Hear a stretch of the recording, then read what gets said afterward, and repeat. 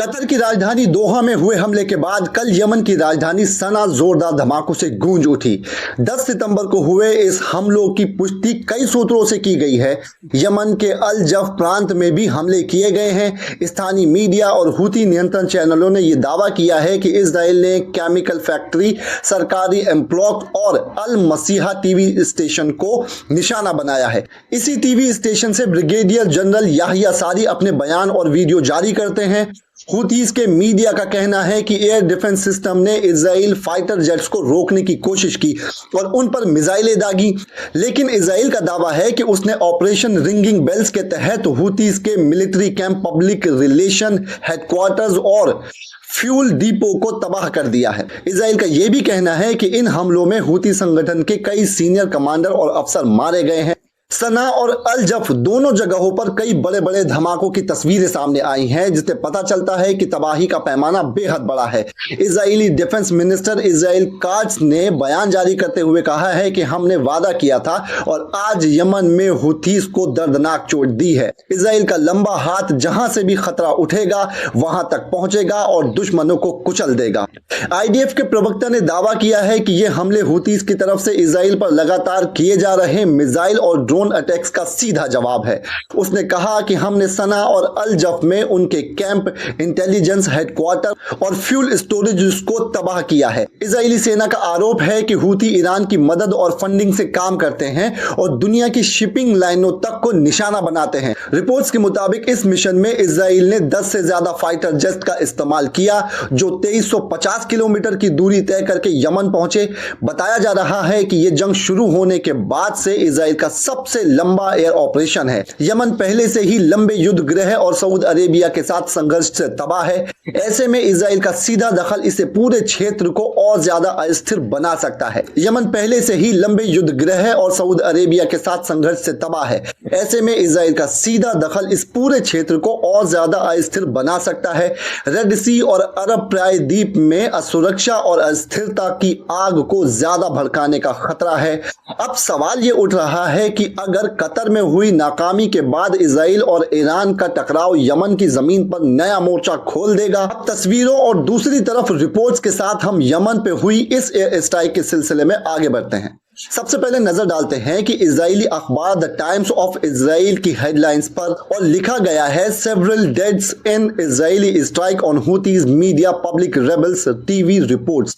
यानी यह हमला सीधे उस मीडिया बिल्डिंग पर हुआ है जहां से हुती संगठन के वीडियो जारी होते थे। यही वही अल मसीरा टीवी का दफ्तर था जहां ब्रिगेडियर जनरल याहिया सारी और उनके साथी वीडियो और बयान रिकॉर्ड करते हैं। रिपोर्ट्स के मुताबिक कई लोगों की मौत हुई है, लेकिन संख्या स्पष्ट नहीं है। यही अल मसीरा टीवी का दावा है कि यह बिल्डिंग हुती आर्म्स फोर्सेस के मीडिया ऑपरेशंस का मुख्य केंद्र थी। इजराइल का कहना है कि इस ऑपरेशन में सिर्फ दफ्तर ही नहीं बल्कि वहां मौजूद मिलिट्री कमांडर्स और मीडिया सेल भी तबाह कर दिए गए हैं। यह खबर ज्यूश न्यूज सिंडिकेट ने भी प्रकाशित की है, जिसमें सना में हुई धमाकों की तस्वीरें और वीडियोस दिखाए गए हैं। बड़े पैमाने पर धुआं और गुबार उठता हुआ साफ नजर आता है। कहा गया है कि ये धमाके इतने शक्तिशाली थे कि आसमान तक धुएं का गुबार दिखाई दिया। इस हमले को यमन स्ट्राइक ब्रेक रिकॉर्ड शीर्षक से पेश किया गया, जिसमें साफ लिखा गया कि यह ऑपरेशन 2350 किलोमीटर दूर तक जाकर किया गया और जो अब तक का सबसे लंबा और सबसे कठिन इजरायली हवाई अभियान है। इसके साथ ही ओपन सोर्स सेंट्रल ने भी ये वीडियो साझा किया है, जिसमें सना की एक बिल्डिंग के पास जबरदस्त धमाका होता हुआ दिखाई दिया है। पेड़ों के बीच से उठता काला धुआं साफ तौर पर दिखाई दे रहा है। इजरायली डिफेंस फोर्सेस का दावा है कि उसने सिर्फ मीडिया हेडक्वार्टर ही नहीं बल्कि 2 बद्दू कैंप्स पर भी हमला किया है, जहां मिसाइल लॉन्च तैनात थे। हुतीस का कहना है कि यह हमला उनके खिलाफ सीधा जंग छेड़ने जैसा है, जबकि इजराइल का दावा है कि यह उनके मिसाइल और ड्रोन अटैक्स का जवाब है। अब हालात ऐसे नजर आ रहे हैं कि सना और अल जफ दोनों इलाकों में हालात बेहद तनावपूर्ण हैं और लगातार नए हमलों की आशंका जताई जा रही है। सवाल ये उठ रहा है कि जो तस्वीरें और वीडियो सामने आ रहे हैं, क्या वो ताजा हमलों के हैं या पुराने फुटेज को दोबारा चलाया गया है। यमन की मिलिट्री की तरफ से जो वीडियो शेयर किया गया है उसकी पुष्टि अभी तक नहीं हो पाई है। वहीं open source central brigade general Yahya सारी को फोटो के साथ साथ तबाही की तस्वीरें जारी की। हुती स्पोक पर्सन का कहना है है we thwarted the majority of the Israeli attack, यानी हमने ज्यादातर इजरायली हमलों को नाकाम किया है। लेकिन विरोधाभास साफ दिखता है, एक तरफ याह्या सारी की फोटो के साथ यह बयान जारी हो रहा है और दूसरी तरफ सना और अल जफ में तबाही की तस्वीरें साफ दिखाई दे रही हैं, यानी दावा और जमीनी हकीकत दोनों अलग अलग नजर आ रही हैं। इसी बीच एक और रिपोर्ट आई है जिसमें कहा गया है कि इस हमले में 10 इजरायली फाइटर जेट शामिल थे। इन जेट्स ने 15 टारगेट्स पर करीब 30 बॉम्ब गिराए। औसतन हर टारगेट पर 2 भारी भरकम बॉम्ब गिराए गए। इस ऑपरेशन को इजराइल का अब तक का सबसे लंबा हवाई अभियान बताया जा रहा है, क्योंकि जेट्स ने 2350 किलोमीटर यानी 1460 मील की दूरी तय की। इतनी लंबी दूरी कवर करने के लिए रास्ते में एयर टू एयर फ्यूलिंग करनी पड़ी। बड़े टैंकर एयरक्राफ्ट ने हवा में ही फाइटर जेट्स को ईंधन दिया, तभी यह मिशन पूरा हो सका। रिकॉर्ड्स की बात बार बार इसलिए की जा रही है क्योंकि इससे पहले सबसे लंबा ऑपरेशन जून में हुआ था, जब इजराइल ने ईरान के मशहद एयरपोर्ट को टारगेट किया था। उसकी दूरी करीब 2300 किलोमीटर थी। अब यमन स्ट्राइक ने वो रिकॉर्ड तोड़ दिया है। इजराइल का कहना है कि हमने हूथी के प्रोपोगेंडा हेडक्वार्टर को निशाना बनाया, जिसका मतलब है अल मसीरा टीवी चैनल और उनके मीडिया कैंप पर। वहीं लेबनान के हिजबुल्लाह नियंत्रित चैनल अल मयादीन ने इसे एक नया आक्रामक कदम बताया है और दावा किया है कि इजराइल ने जानबूझकर सिविलियन फैसिलिटीज को टारगेट किया है। अब आते हैं याह्या सारी के दफ्तर और उनके हैंडल से जारी बयान पर। उनके आधिकारिक हैंडल से कहा गया है कि इजरायली दुश्मन का दावा है कि हमने यमन आर्म्स फोर्सेस के मिसाइल प्लेटफॉर्म को तबाह किया है, पूरी तरह से झूठ है।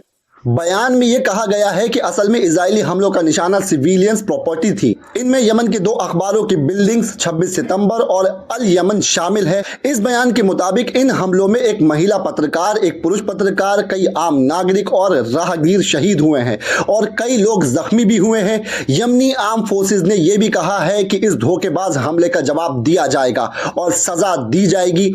यमनी आर्म्स डिफेंस फोर्सेस का कहना है कि उनके एयर डिफेंस सिस्टम ने इजरायली हमले का सीधा मुकाबला किया। उन्होंने जमीन से हवा में मार करने वाली कई मिसाइलें दागी और दावा किया कि इन मिसाइलों ने इजरायली फाइटर जेट्स को निशाना बनाया। बयान में साफ कहा गया है कि हमारे मुल्क पर किया गया एग्रेशन पूरी तरह से नाकाम नहीं तो अधूरा जरूर रह गया है। उनका कहना है कि कई इजरायली कॉम्बैट फॉर्मेशन हमला करने से पहले ही पीछे हट गए और इन्हें पीछे भागना पड़ा। याह्या सारी के एक्स हैंडल से यह भी दावा किया गया कि अल्लाह के करम से हमने सबसे बड़ा हिस्सा नाकाम कर दिया, यानी इजरायली हमलों को जो मुख्य लक्ष्य था वो पूरा नहीं हो सका। यही नहीं, ये भी कहा गया कि इजराइल अपने इरादों में पूरी तरह सफल नहीं हो पाया और यमन की सरजमीन पर उन्हें मुंह तोड़ जवाब मिला है। लेकिन दूसरी तरफ तस्वीरें और रिपोर्ट्स कुछ और ही कहानी कह रही हैं। सना और अल जफ के इलाकों में उठता धुआं, तबाह इमारतों के मलबे और खून से सनी सड़कों की तस्वीरें इस बात की गवाही दे रही हैं कि इस स्ट्राइक का असर बेहद खतरनाक रहा।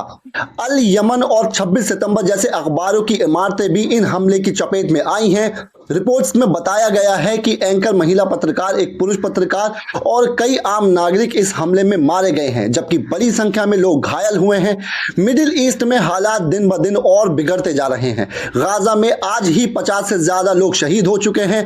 कतर पर किया गया हमला पहले ही नाकाम बताया जा चुका है और अब यमन को युद्ध के नए मैदान के रूप में देखा जा रहा है। इजराइल का कहना है कि ये अब सिर्फ आत्मरक्षा और जवाबी कार्यवाही है। लेकिन सवाल यह है कि अगर यही सिलसिला चलता रहा तो क्या ये पूरे क्षेत्र को तबाह करने वाले बड़े युद्ध में नहीं बदल जाएगा? निष्कर्ष यही है कि मिडिल ईस्ट अब बारूद के ढेर पर बैठा है। गाजा, कतर और यमन तीनों जगहों पर एक साथ आग भड़क चुकी है।